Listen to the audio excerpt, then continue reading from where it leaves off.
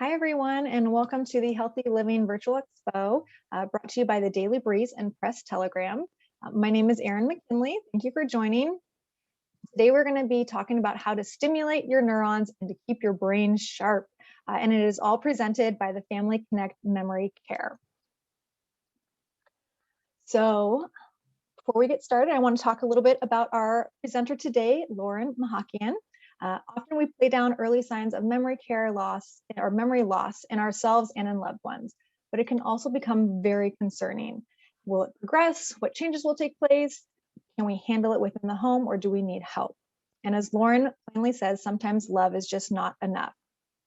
Lauren has been helping families navigate this process since 2008, and she is a certified dementia practitioner, validation practitioner, care manager, and gerontology specialist, working with dementia and other cognitive impairments.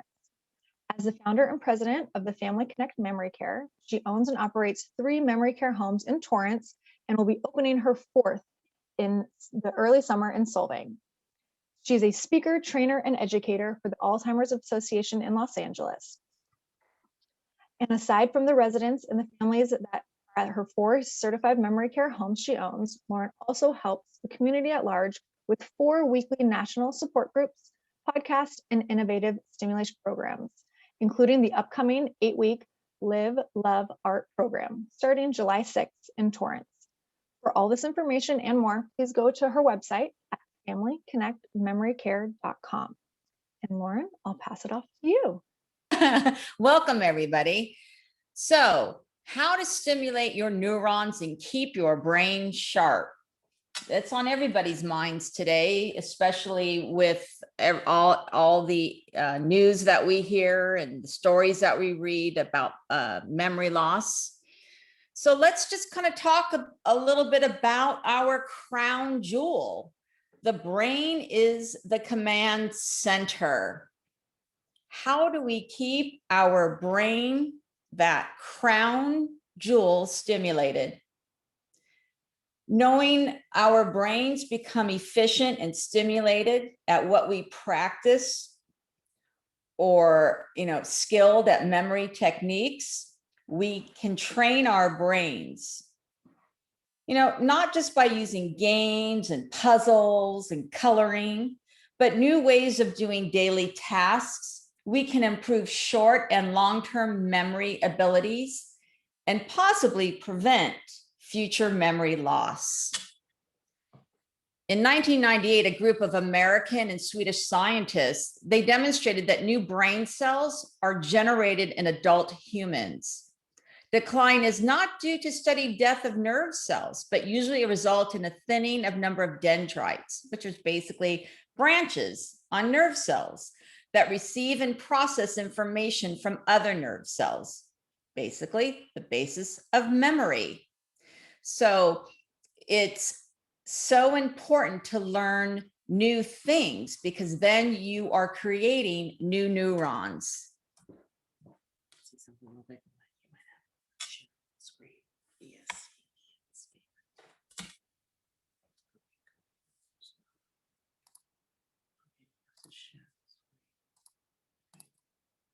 Okay. Are you sharing? No. Yeah. Okay. Well, No. No, share.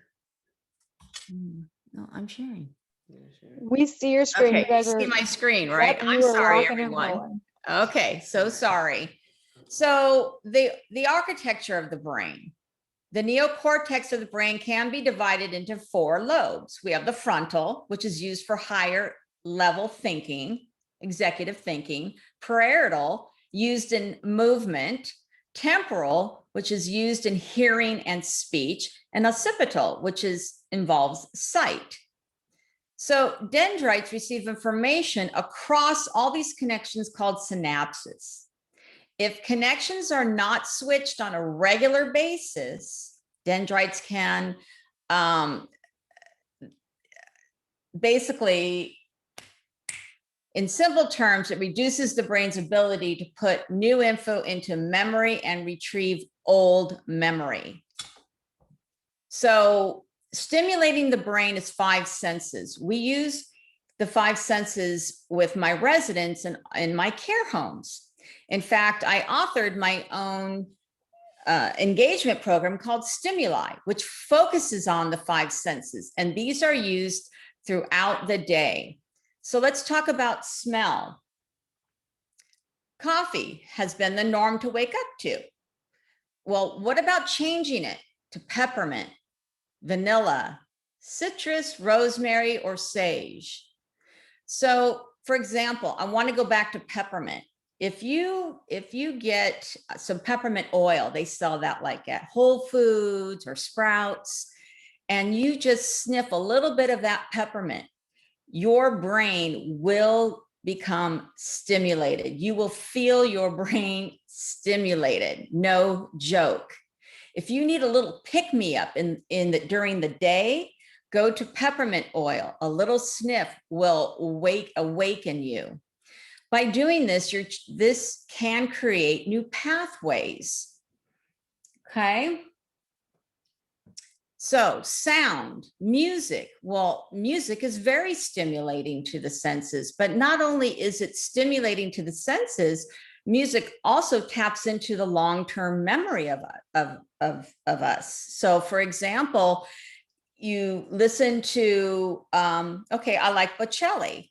So when I hear, a song or any song by Bocelli, it takes me back to when I saw him in concert. I can, in my mind's eye, I can see myself at his concert. Thus, I'm stimulating my brain. Let's talk about sight and feel. This is an interesting one. If you cover one eye with a patch, your brain will need to rely on new cues. So for example, okay, if you build like a small model airplane or car, okay, by placing that patch over one eye, right, you lose depth perception. So now your brain has to rely on new cues. Your sense of touch and spatial skills are required to fit those small pieces together. You should try it. It is very interesting. Okay, sight and feel. Again, here's another one for sight and feel. Okay, is growing a garden. I'm sure many of you out there love to garden. Gardening, you're using all 5 senses. This is a rich, very rich stimulation that is practiced in my care homes every single day. We have beautiful dementia gardens, vegetable gardens, succulent gardens, flower gardens. By touching the earth, smelling the flowers or the fruits, tasting herbs, your brain is planning, okay? You're building now, abilities are now in strong play. You're planning where to plant, how much water will be needed, which direction to plant, which direction is the sun, which plant should be in the shade. So gardening is one of the best stimulating activities to keep your brains sharp. Taste. Well, this is definitely a big social activity, right? Socialization is part of stimulating. If we don't have socialization, we're not stimulating our brains. And what better but taste, okay? Taste goes all the way into memory lane. Baking an apple pie, the smell of the pie baking in the oven, the aroma, you are stimulating your senses. And same when you sit down to eat that pie. Hopefully you won't eat the entire pie by yourself. Okay. Touch. Okay. You can easily rewire your brain areas associated with touch by closing your eyes to choose shoes or clothes, touching different textures.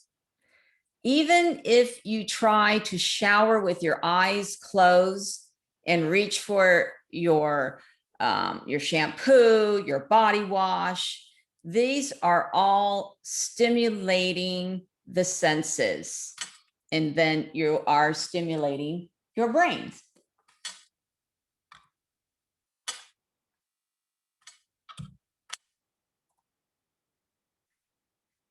See.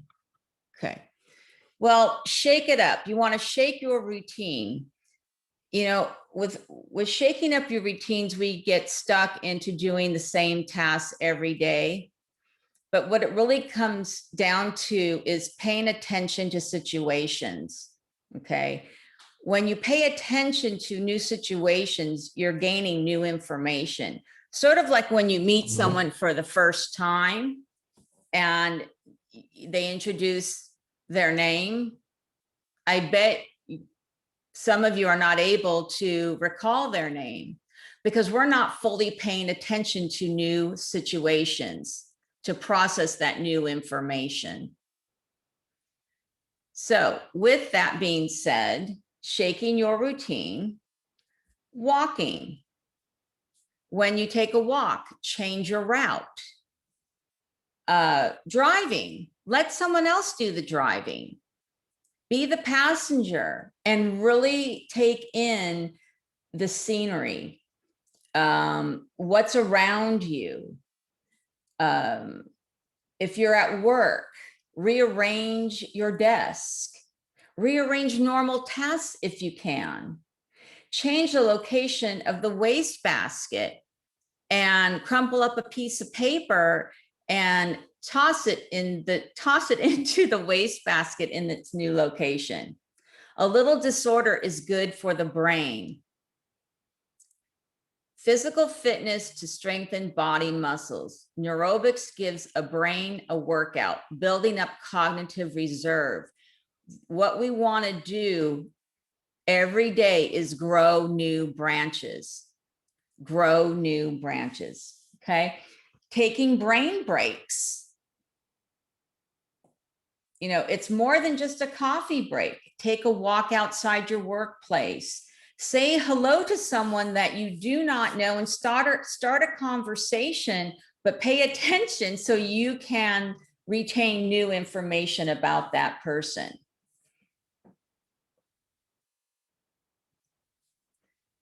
Creating positive experiences and emotions. So, you know, have a positive experience, and I'm going to kind of go through these and go back up. You want to enrich that experience. You want to absorb that experience, and anything negative, you want to turn that to positive thoughts and experiences. Okay. So for example, you know, go, if you can, into your mind's eye of a positive experience maybe you recently had. Okay. I can share one with you if you'd like. I recently had a positive experience going to a local winery. I'm here in Solvang. Okay. I actually went to Edna Valley. I don't know if any of you've been there, but it's absolutely beautiful.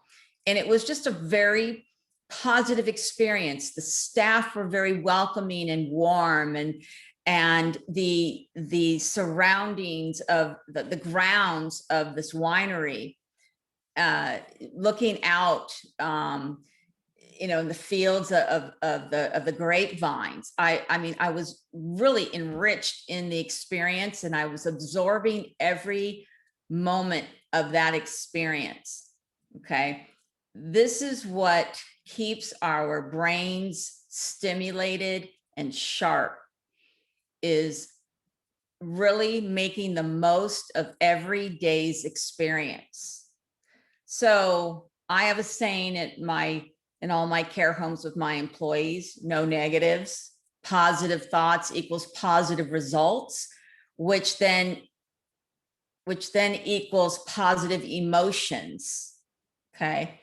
So when we, and maybe I'm getting a little ahead of myself because I do talk about stress in this presentation. If we embrace every experience in a positive manner and not hang on to anything negative that should come up during that experience, you're going to be a more positive person, which then you are making your brain happy, stimulated. So how to stimulate your brain? Continuing, visualize a happy place. Everybody has happy places that they can go to in their mind's eye. Listen to music can not only stimulate your brain, as I said earlier, but it also takes you back to a happy place, which you're then tapping into your long-term memory. Did you know tapping your fingers forwards and backwards on a table for a few minutes at a time, you are stimulating your brain? No, I'm not crazy. It's actually true. It does work. Counting backwards, you're stimulating your brain. Remembering the past is stimulating. You know, I remember growing up, my father would always talk about the past, his stories of being in the Navy, his stories of growing up. And I always thought, you know, hey, Daddy, I've heard that story over and over again. But what I didn't realize at that time until later years is that not only was he sharing his experiences, but they were positive, which he was stimulating himself continuously.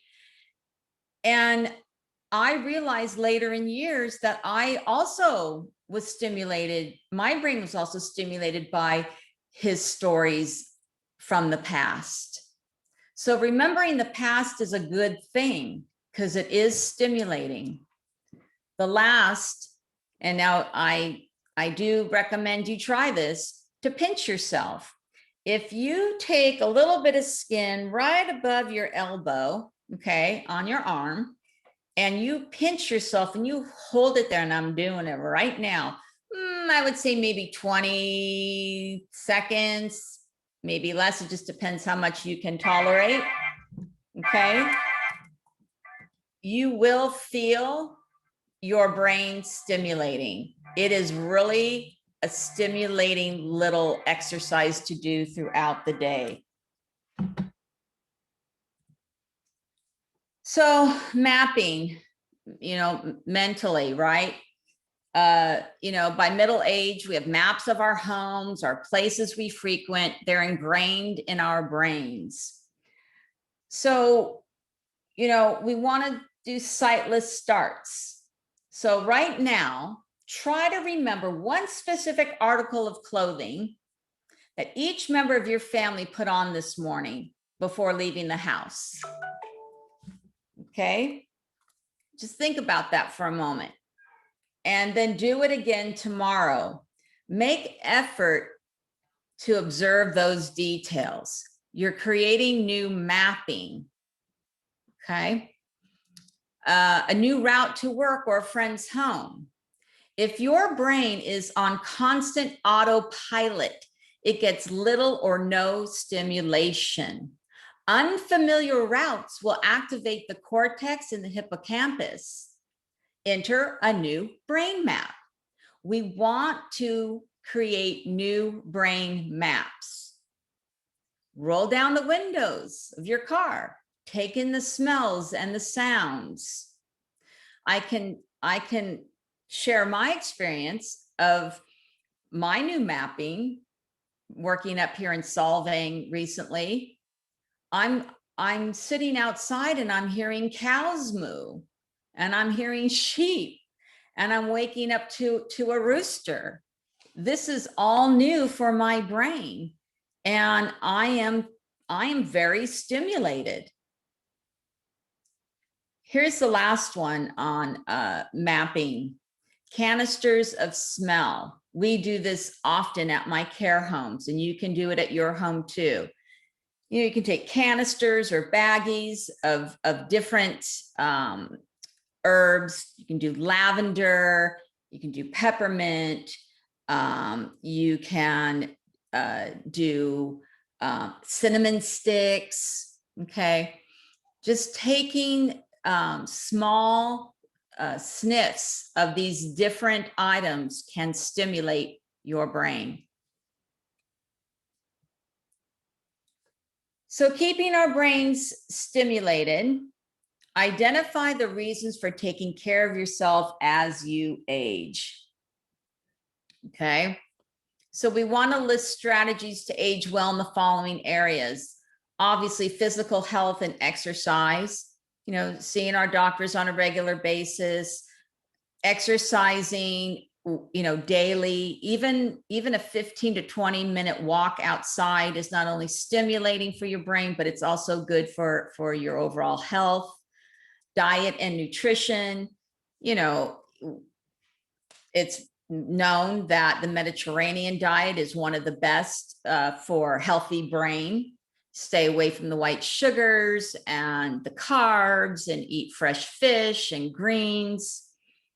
Cognitive activity, again, learning something new, not something that you're really good at, that you've been doing for years, but learning something new. You're creating new neurons, you're creating new pathways. And most importantly, social engagement, especially, this past year has been hard on all of us with the pandemic and trying to stay socially engaged with friends and family. And all we really had to rely on is Zoom. But now things are starting to open up again. And social engagement is very, very important to the well-being of not only our physical health, but our mental health and keeping our brains stimulated. So go out and reach out to those friends that you have not seen, meet for a coffee, meet for a walk, take a class together, something that you've never done before. Again, I can't stress enough how important social engagement is for a healthy brain. And with that, happy practices, exercising, making that a daily practice, spending time with others, getting enough sleep, sex. Hey, that's stimulating. Avoid alcohol. Okay. Of course, a glass of red wine here and there obviously is very healthy. But again, excessive alcohol is not. Meditation. Now, a lot of people don't like to meditate. A lot of people find it difficult to do. Well, meditation is all just about centering yourself. You can meditate, outdoors, by yourself. You can meditate in your favorite room in your home, listening to music, or just sitting, just very quietly and still and listening to the sounds around you. Healthy diet.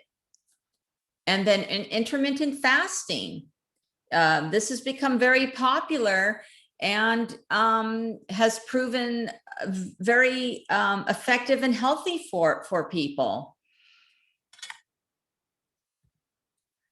But most importantly, what it comes down to, Matt, to having a happy, healthy brain and stimulating brain is managing our stress. Okay. Stress is a reaction that upsets our normal function and it disturbs our mental and physical health. And then, stress is brought on by internal circumstances, such as pain, illness, emotional upset, or by external circumstances, death, financial problems, job challenges. Okay. We all together this past year, right, have experienced internal and external stressors. Okay. So most people think that external stressors, okay, is the cause of all our stress. But really, it's not. Those are just temporary. Those are temporary stressors. The key is to come to terms with our own personalities and how we can eliminate the internal stressors. And that goes back to having a positive outlook.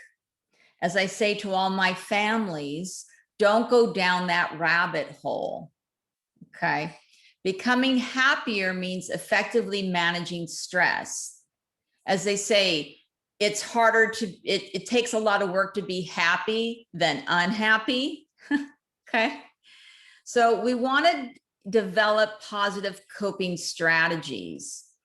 And, here are just a few. Okay.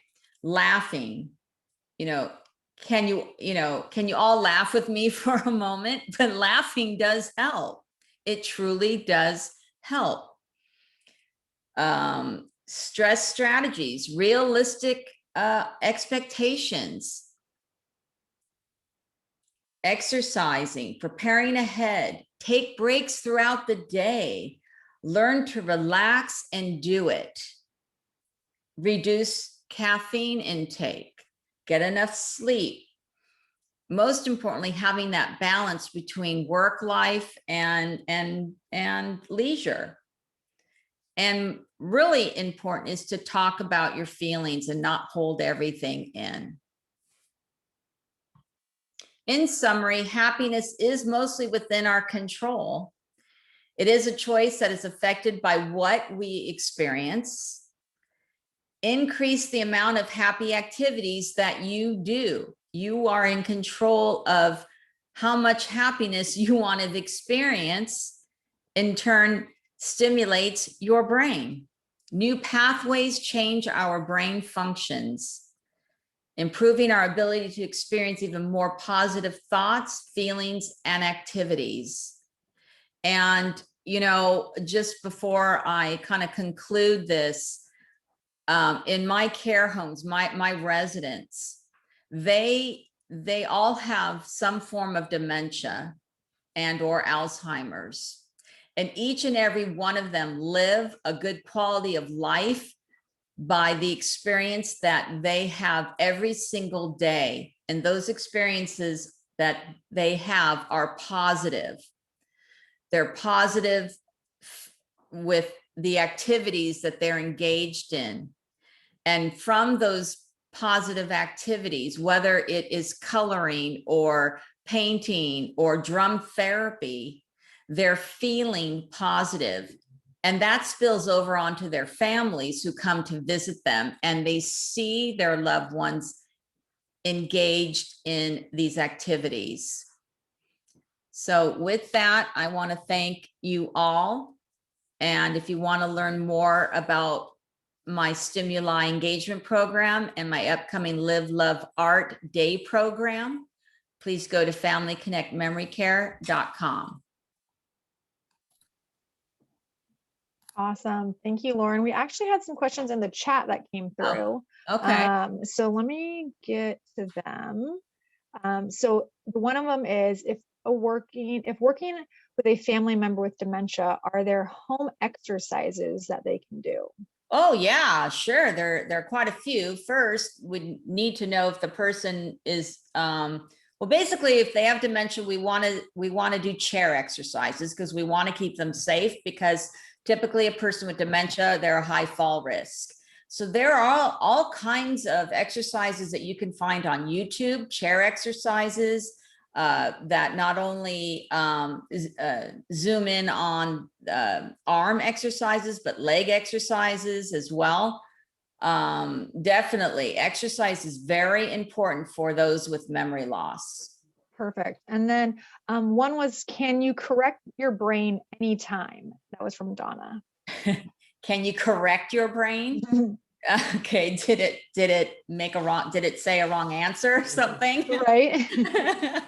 I'm not quite sure, Donna, what you mean by correct your brain, but what you can do is create new pathways by doing something new, learning something new. I think hopefully that answers your question. Perfect. Yes, perfect. Okay, we have two more. Are you available for consulting for people that do not live in your homes? Yes, I am. Okay. And I'm assuming they'll just contact you with your either on your phone number or online. Right. Sure. Perfect. And then Patricia asks, how about pets for people with dementia? Oh, absolutely. We have pet therapy every week at our care homes. Absolutely wonderful. Nothing better than pets. whether that's a dog, a cat, any kind of pet. They bring such happiness to not only the memory impaired, but to all of us.